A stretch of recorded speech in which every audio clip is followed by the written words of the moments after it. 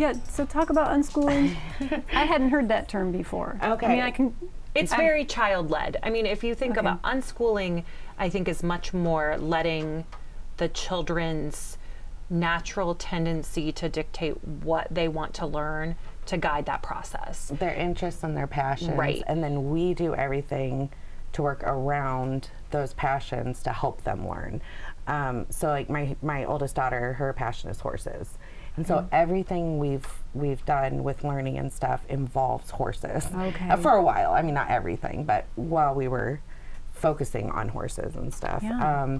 And then her passions moved to art. And this is such a cool place for your passion to be art, because we'll leave the house and she'll come back with napkins drawn on by different artists in the area who are teaching her different techniques. And but So before we started filming, you had mentioned that you and Melissa have very different homeschooling and that's methods. So I'd like to hear what those differences are, and I also want to hear what a typical day or a typical week might look like. right. I'm not quite traditional or classic learning, but my husband and I feel that reading, writing, and arithmetic are must-haves. So we do some more traditional math, spelling, you know, things like that. My children do every day from a book, just because that's what we feel. Are you all sitting together at the kitchen table? So or? at our house, the kids get up in the morning. There's a whiteboard in the living room, because you know you need a whiteboard. Right. So there's a whiteboard in the living room, and there's a to-do list for them for the day. When they get up, they have to do their writing school, which is the stuff they do independently. There are various ages, so no, we don't do math together and we don't do spelling together. Okay. So they have their own spelling books, their own math books. They do piano, so they all do their own piano thing.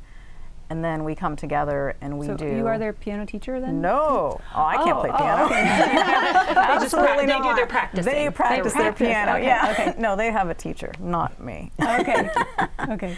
And so they do their own stuff while I, you know, get up, get breakfast going, go for a run, walk the dog, whatever. And then after breakfast and they've finished their schoolwork and I've checked that work, then we come together and all four of us sit down and we do Bible, history, science, all the things that all of them at their different levels can learn. Okay. And as the oldest has gotten older, you know, we're more in depth on things, but it's not like the youngest is hurting for the fact that she maybe is hearing some stuff that's over her head, but at the same time she's getting, you know, that information. So we do all that stuff together, and there's a lot of reading. We read a lot of living books, we'd say, instead of textbooks. Okay.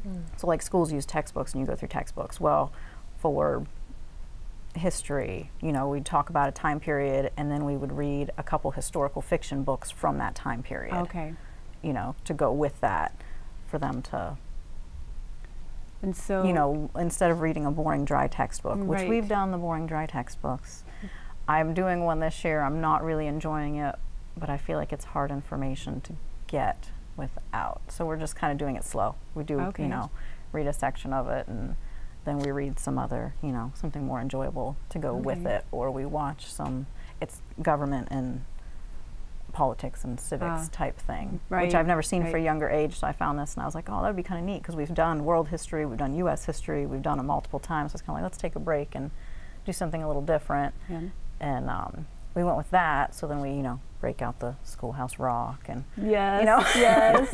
My all kids the, love those. all the classic things like that to go with it. And Yeah. So after that, then do you have a set schedule for the rest of the day? Like oh no, we're lunch and usually then- done. We're usually done by lunch. Maybe sometimes we'll read something during lunch or doing a science experiment after lunch. Mhm. And then we do whatever we want to do. In the afternoon. Nice. Yeah, Yeah. that's what I've heard from other moms that I've talked with, just informally, that yeah, you get all your academics done in the morning and you have the rest of the day to go do other fun stuff. Kick them out of the house, mandatory outside time. All right. Go be in nature. We painted the back porch last week. You know. Life skills. Life skills, yeah.